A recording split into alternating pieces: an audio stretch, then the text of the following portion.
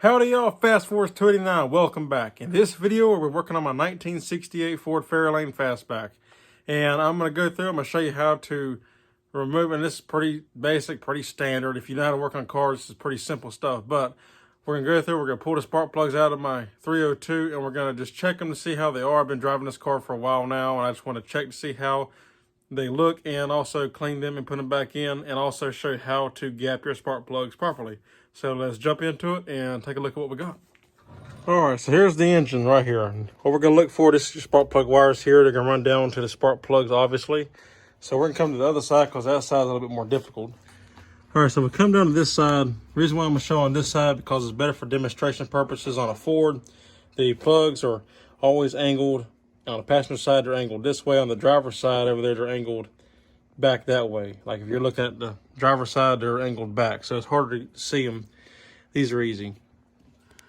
All right, so here we go. First thing we want to do is, what I always like to do is I like to grab the boot and give it a twist, because sometimes the rubber will stick to the plug. If you just go to just pull it off, you could potentially tear the boot. So if you turn and break the rubber loose first, they'll pull right off. See, easy, it didn't hurt the boot any. The boot's perfectly intact, and it won't hurt a thing. Now we can get in here and pull our spark plug out. Now on this motor here, this is not the original motor to the car. This is a 75 model block, I do believe. These are 5/8 spark plugs, so you're going to need a 5/8 spark plug socket. On the older models, they used to be a 13/16. But I think somewhere around 75, between 73 and 75, they went to the 5/8. So these, on this car here, it's a 5/8 plug, because it's a 75 model motor. Also, to go along with that socket, I like to have a couple different extensions. Got a stubby extension, then like a regular shorter extension, because for getting different areas throughout the motor. And then of course the standard ratchet.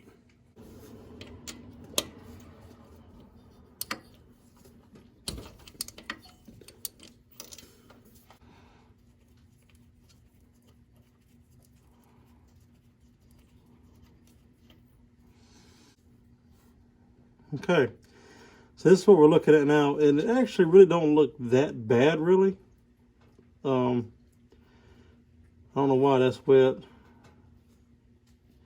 Could be maybe perhaps burn a little bit of oil. I don't know exactly how old this motor is or anything, but anyway, the plug itself really doesn't look that bad, honestly. That's not bad at all, so that's pretty good. But I'm gonna go through and clean these on the wire wheel, and then re-gap and make sure that they're gapped properly. So I'm gonna go through and go ahead and pull all the spark plugs out. I'm not gonna sit here and watch y'all, or have y'all watch me do it. It's, bore y'all with that, because it's the same process for each one. Go through and pull all these out, and when I get them all on the table, we'll come back and show you how I like to clean them. There's different ways you can clean them, but I'll show you how I do it, and then show you how to re-gap them. If you look at this, this is like looking at the front of the engine. You stand in front of the car, this will be the passenger side, this will be the driver's side, in the order, just the front, back cylinders. The front ones are a little bit darker than the rest of them, but it still ain't bad. What you want is, you want a plug. This is kind of an example of one that's maybe a bit too lean, but this is fine. This isn't really that bad, but a too lean plug will be really white, and then a real fouled plug, or which will be real dark. This is about what you want, like a very light white, tannish brown look for a proper burning plug. So this isn't that bad. It's a little darker, but it's not bad. You see, it's got kind of a tan to it. This, even though it's a lighter white, it's not like milky white or nothing like that. It's fine. Same thing with this one here. So that looks pretty good. So they all look pretty good, but I just want to pull them out and clean them so I can put them back in to kind of get an idea of how they really are performing. I've been adjusting the carburetor some and messing around with it, driving the car, so I want to clean them and put them back in and see how it's really running. But according to these look pretty good. They're not bad at all. So I'm going to clean them and then put them back in the car, then later I can pull them back out and check them again to see how they're really, performing. Also, in case you're wondering, you may have noticed that maybe, you see how you got this black ring around these plugs. Why is this one and this one cleaner than the rest of them? Well, that's a story, really.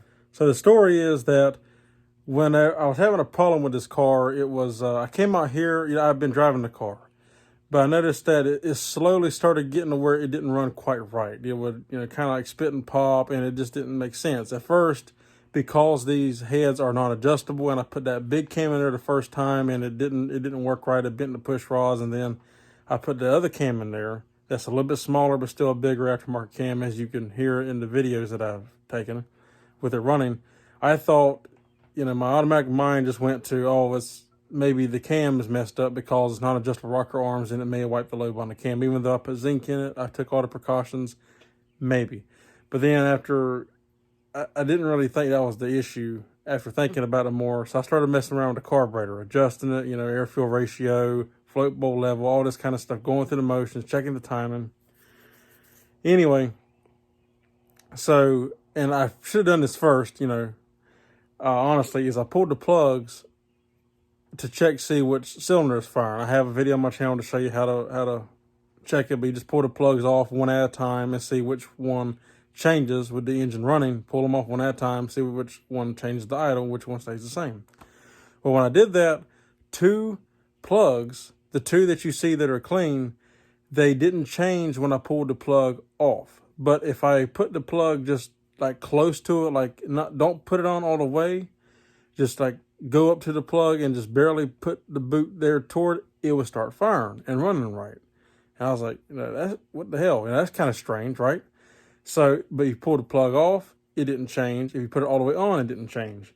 But if you just barely held that boot up to the plug, it would change and start running fine. Okay, so I changed the plugs, right? Thought it was weird. Never really heard of that before. That was a new one on me. This is all about learning.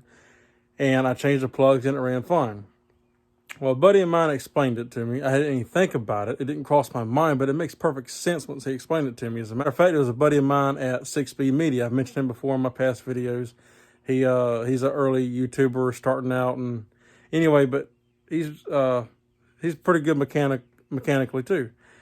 And what he explained to me is that the porcelain on the spark plug had cracked, and it was like arcing up the plug, and that's why it would read whenever I barely put the boot up to it, but it wouldn't read or wouldn't fire, I should say, whenever the boot's all the way on, and of course it ain't gonna fire when it's all the way off. So I had never heard of that, especially two plugs doing it at the same time. That was kind of odd, but it made sense after he explained it to me on how that works. I had never heard of that before. That's a new one on me. Like I said, it's all about learning, right? So that's why them two are cleaner. I didn't make a video on it because at the time I was just kind of trying to figure this out. It would have made a good video. I should have done it. Didn't think about it. I was trying to get the car running again. I was kind of just going within my mind, thinking about all different things it could be. And then I'm checking this stuff. And when I found the problem, I just went ahead and fixed it. But anyway, that's why. So yeah, crazy stuff. All right, so how I like to clean my plugs is I just use my bench grinder with a wire wheel. You want to clean the diode in here, clean the top part, clean up in here as best as possible. And I clean the threads too, of course. But just clean all that and make it real nice and clean. And then that's all you got to do to it.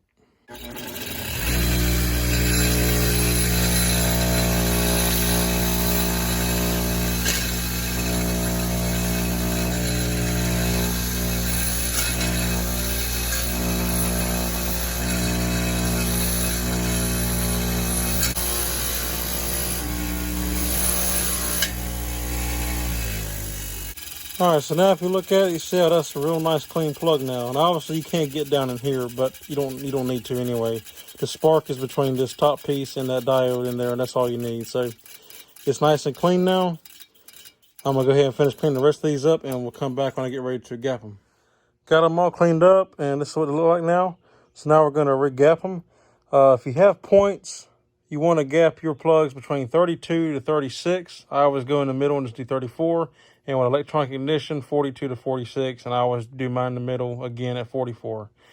So my car has electronic ignition. It has a Petronix unit, so I'm going to gap them at 44.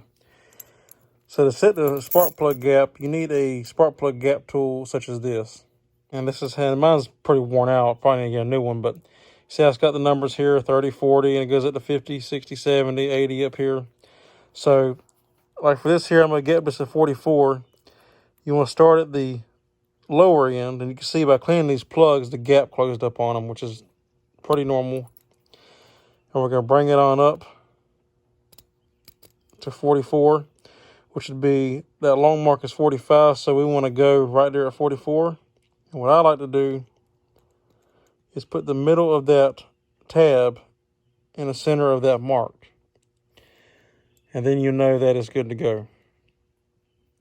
And then when you go to take it off, you don't want to pry it or pull it, because then you're messing up your gap, right? It's no good. Then you're opening it up, making it bigger. It ain't going to run right. So I just like to take it and just twist it off like so when I'm done. And now we're good to go.